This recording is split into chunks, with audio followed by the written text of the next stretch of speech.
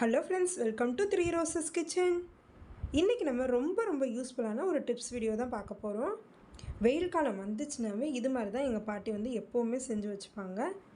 இந்த டிப்ஸ்க்கு நீங்கள் ₹1 கூட செலவு பண்ண வேணாங்க. வீட்டில் இருக்க பொருளை யூஸ் பண்ணி குழந்தைங்கலேருந்து பெரியவங்க வரைக்கும் எல்லாருக்குமே பிடிச்ச ஒரு சூப்பரான டிஷ் நீங்கள் ரெடி பண்ணலாம். இதை நீங்கள் 6 மாதத்துலேருந்து 1 வருஷம் வரைக்கும் நீங்கள் இதை ஸ்டோர் பண்ணி வச்சு எப்போ வேணால் யூஸ் பண்ணிக்கலாம். வாங்க, அதுக்கு என்னென்ன பொருட்கள் தேவைன்னு வீடியோக்குள்ளே போய் பார்க்கலாம். இதை செய்யறதுக்கு ரெண்டு முக்கியமான பொருள் தேவைங்க. பச்சரிசி தேவைங்க. பச்சரிசி ரேஷன் கடை பச்சரிசி தான் நாங்கள் எடுத்து யூஸ் பண்ணியிருக்கோம். பச்சரிசி கூட ஒரு 5 பச்சை மிளகாய் எடுத்து வச்சுருக்கோம். பச்சரிசி நல்லா கழுவி காய வச்சுட்டு இது மாதிரி பச்சரிசி மாவாக எடுத்து வச்சுக்கலாம். நம்ம இடியப்பத்துக்கெலாம் அரைப்போம் பார்த்திங்களா, அந்த அரிசி மாவு தான் நம்ம எடுத்துருக்கோம். இது 2 டம்ளர் அளவுக்கு எடுத்து வச்சுருக்கோம். ஒரு 200 கிராம் அளவு இருக்கும். மாவு ரொம்ப சாஃப்டாக அரைச்சி எடுத்து வச்சுருக்கோம். பாத்திரத்தை நல்லா ஹீட் பண்ணிக்கலாம். இதில் ஒரு 2 டம்ளர் அளவுக்கு தண்ணி ஊற்றிக்கலாம். தண்ணி நல்லா கொதிச்சு வரணும். இப்போ தண்ணி நம்ம சேர்த்துட்டோம். இதில் ஒரு அரை ஸ்பூன் அளவுக்கு எண்ணெய் ஊற்றிக்கலாம். எண்ணெய் ஊற்றியாச்சு. இதோட கொஞ்சமாக கல்லுப்பு ஆட் பண்ணிக்கலாம். கல்லுப்பு இல்லைனா சால்ட்டுப்பு எது வேணாலும் ஆட் பண்ணிக்கலாம், அது உங்களோட இஷ்டம்தான்.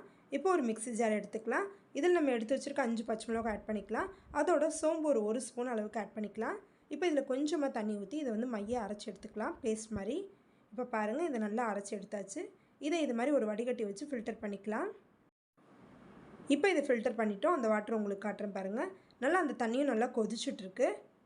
இப்போ நம்ம ஃபில்டர் பண்ணி வச்சுருக்க அந்த வாட்டரை இதில் ஆட் பண்ணிக்கலாம். இது நல்லா கொதிச்சுட்ருக்கு. இப்போ இதோட 1 ஸ்பூன் அளவுக்கு பெருங்காயத்தூள் ஆட் பண்ணிக்கலாம்.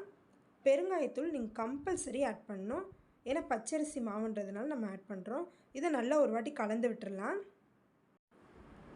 தண்ணி இது மாதிரி நல்லா நுர கூட்டி வரும் பாருங்கள், எவ்வளோ நல்லா பொங்கியிருக்குன்ட்டு. இந்த ஸ்டேஜில் நல்லா கலந்து விட்டுக்கிட்டு நம்ம எடுத்து வச்சுருக்க அரிசி மாவை இதோட ஆட் பண்ணிக்கலாம். கட்டிப்படாமல் ஆட் பண்ணணும். இப்போ பாருங்கள், இதை நான் உங்களுக்கு ஆட் பண்ணிட்டு காட்டுறேன். நல்லா அதை கலந்து விடுங்க. அது கொஞ்சம் நேரத்துலேயே தண்ணி எல்லாத்தையும் அந்த மாவு அப்சர்வ் பண்ணிக்கும். பாத்திரத்தில் கொஞ்சம் கூட ஒட்டாமல் நம்மளுக்கு எப்படி மாவு வருது பாருங்கள். இதுதான் கரெக்டான பதம். இதை செய்யறதுக்கு நீங்கள் கூழ் காய்ச்சிலாம் செய்யணும்னு அவசியமே கிடையாதுங்க. ஈஸியாக வீட்டில் இருக்க பச்சரிசி மாவை யூஸ் பண்ணி நீங்கள் ஈஸியாக இந்த பொருளை ரெடி பண்ணிடலாம். இது மாதிரி தண்ணியில் கையை நினச்சிட்டு தொட்டு பாருங்கள். கையில் ஒட்டாமல் இருந்துச்சுன்னா மாவு கரெக்டான பதத்தில் இருக்குன்னு அர்த்தம். மாவு இன்றைக்கி இடியப்ப உரலை வச்சு தான் நமக்கு செய்ய போகிறோம். இடியப்ப உரலை எடுத்துக்கலாம். இதில் இடியப்ப அச்சு எடுத்துக்கலாம். உங்களுக்கு எந்த அச்சு வேணுமோ அதை நீங்கள் எடுத்துக்கலாம். நான் இடியப்ப அச்சு எடுத்திருக்கேன்.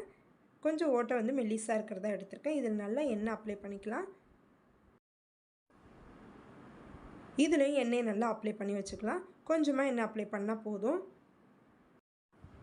தண்ணியில் நல்லா கையை வாஷ் பண்ணிட்டு இது மாதிரி பிசைஞ்சு எடுத்துக்கோங்க. சூடு ஓரளவு சூடாக இருக்கணும். கை பொறுக்கிற அளவுக்கு சூடு இருக்கணும். நம்ம பிசைய பாத்திரத்தில் ஒட்டாமல் சப்பாத்தி மாவு பதத்துக்கு இது நம்மளுக்கு வரும். இப்போ நம்ம இது மாதிரி ஷேப்பில் இதை உருட்டி அந்த இடியப்ப அச்சில் வச்சிடலாம். உங்களுக்கு பிழிஞ்சு காட்டுறேன் பாருங்கள். நல்லா ஈஸியாக நம்மளுக்கு அவ்வளோ ஒரு சூப்பராக வருது. இது மாதிரி நம்ம பிழிஞ்சுக்கலாம். இப்போ நான் ஒரு பாத்திரத்தில் பிழிஞ்சு காட்டுறேன் பாருங்கள். ஒரு அகலமான தட்டு எடுத்து அதில் உங்களுக்கு பிழிஞ்சு காட்டுறேன். கிளாத்தை நல்லா ஈரப்படுத்திட்டு இதை நம்ம செஞ்சுருக்கோம். நல்லா க்ளீனான கிளாத் தான் நம்ம எடுத்துருக்குது. பாருங்கள் எவ்வளோ சூப்பராக நம்மளுக்கு செய்ய வருதுன்ட்டு. இதே மாதிரி நம்ம எல்லாத்தையும் செஞ்சுட்டு உங்களுக்கு காட்டுறேன் பாருங்கள்.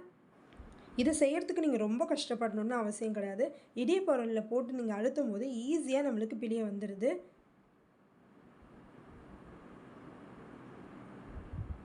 பாருங்கள் எவ்வளோ சூப்பராக நம்மளுக்கு வருதுன்ட்டு. இப்போ பாருங்கள், இதை நம்ம செஞ்சுட்டோம். இதை அப்படியே நம்ம காய வச்சிடலாம். அடிக்கிற வெயிலுக்கு ஒரு நாள்லேயே இது நல்லா காஞ்சிரும். இது மேலே தூசி அது மாதிரி எதுவும் படாமல் இருக்கிறதுக்கு இது மாதிரி ஒரு ஒயிட் கிளாத்தை வச்சு மூடி வச்சிடலாம். ஒரு நாள் ஃபுல்லாக இதை காய வச்சுட்டு உங்களுக்கு காட்டுறேன் பாருங்கள். நல்லா காஞ்சிருச்சு. எடுத்து ஒரு பிளேட்டில் வச்சுருக்கேன் பாருங்கள், எவ்வளோ சூப்பராக நம்மளுக்கு காஞ்சிருக்குன்ட்டு.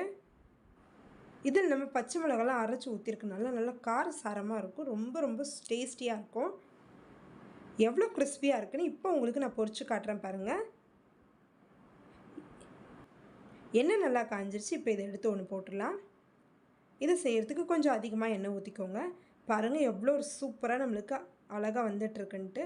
பூ போல் அப்படியே விரிஞ்சு வந்துருச்சு. தாமரைப்பூ எப்படி இருக்குமோ அதே போல் விரிஞ்சு வந்துருச்சு. ரொம்ப ரொம்ப டேஸ்டியான தாமரைப்பூ அப்பளம் நம்ம ரெடி பண்ணியிருக்கோம். நீங்கள் எவ்வளோ தூரத்துக்கு அதை அடர்த்தியாக பிழியிறீங்களோ அந்த அளவுக்கு அது நம்மளுக்கு பூ போல் வந்துடும். ஒரு நாள்லேயே நம்மளுக்கு ஈஸியாக நம்மளுக்கு காஞ்சிருது. அதை திருப்பி போடுறதுக்கு கூட நம்மளுக்கு ஈஸியாக தான் இருக்குது. இப்போ இன்னொன்று உங்களுக்கு செஞ்சு காட்டுறேன் பாருங்கள். எவ்வளோ சூப்பராக நம்மளுக்கு அப்படியே பொங்கி வருதுன்ட்டு. பார்க்குறதுக்கே ரொம்ப ரொம்ப அழகாக இருக்குங்க. இந்த அப்பளம் குழந்தைங்கள்லேருந்து பெரியவங்க வரைக்கும் எல்லாருக்குமே ரொம்ப ரொம்ப பிடிக்குங்க. இந்த நூல் அப்பளம்னு சொல்லலாம். அப்படி இல்லைன்னா இதை தாமரைப்பூ அப்பளம்னு கூட சொல்லலாங்க. உங்களோட இஷ்டம் தான் இதோட பேர் வைக்கிறது. இந்த அப்பளம் குழந்தைங்கள்லேருந்து பெரியவங்க வரைக்கும் எல்லாருக்குமே பிடிக்கும்.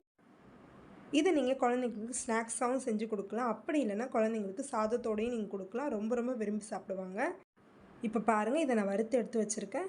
எவ்வளோ சூப்பராக இருக்குது பார்க்குறதுக்கே நம்மளுக்கு. இதில் காரத்துக்காக நம்ம பச்சை மிளகாய் அரைச்சி ஊற்றிருக்கோம். அதேமாதிரி பெருங்காயத்தூள் போட்டிருக்கனால எந்த விதமான வாயு பிரச்சனையும் வராது. ரொம்ப ரொம்ப டேஸ்டியாக இருக்கும். நீங்கள் ட்ரை பண்ணி பாருங்கள். எங்கள் பாட்டி இதை அடிக்கடி எங்களுக்கு செஞ்சு தருவாங்க. அதனால தான் இதை நாங்கள் உங்களுக்கு வீடியோவாக போட்டிருக்கோம். இது நீங்களும் உங்கள் வீட்டில் ட்ரை பண்ணி பார்த்துட்டு எப்படி இருக்குன்னு சொல்லுங்கள். இது வரைக்கும் நீங்கள் நம்ம சேனலை சப்ஸ்கிரைப் பண்ணாமல் இருந்தால் சப்ஸ்கிரைப் பண்ணிக்கோங்க. கூடவே இருக்க அந்த பெல் ஐக்கானை கிளிக் பண்ணிட்டீங்கன்னா நாங்கள் எப்பப்போ வீடியோ போடுறோமோ அப்பப்போ அது உங்களுக்கு நோட்டிஃபிகேஷனாக வரும். ஏற்கனவே நம்ம சேனலில் ரேஷன் கடை கோதுமை யூஸ் பண்ணி கோதுமை மாவு எப்படி அரைக்கிறது அப்படின்னு சொல்லிட்டு வீடியோ போட்டிருக்கேன். அதே மாதிரி சம்பா கோதுமை யூஸ் பண்ணி எப்படி நம்ம கோதுமை மாவு அரைக்கிறதுன்னு இன்னொரு வீடியோவும் போட்டிருக்கேன். 3-in-1 பேட்டர், அதே மாதிரி வந்து ரேஷன் கடை அரிசியை யூஸ் பண்ணி எப்படி நம்ம இட்லிக்கு மாவு அரைக்கிறது அப்படின்ற வீடியோவும் இருக்குது. தேவைப்படுச்சுன்னா லிங்க் டிஸ்கிரிப்ஷனில் இருக்குது, செக் பண்ணிக்கோங்க. பாய் ஃப்ரெண்ட்ஸ், தேங்க்யூ ஃபார் வாட்சிங்.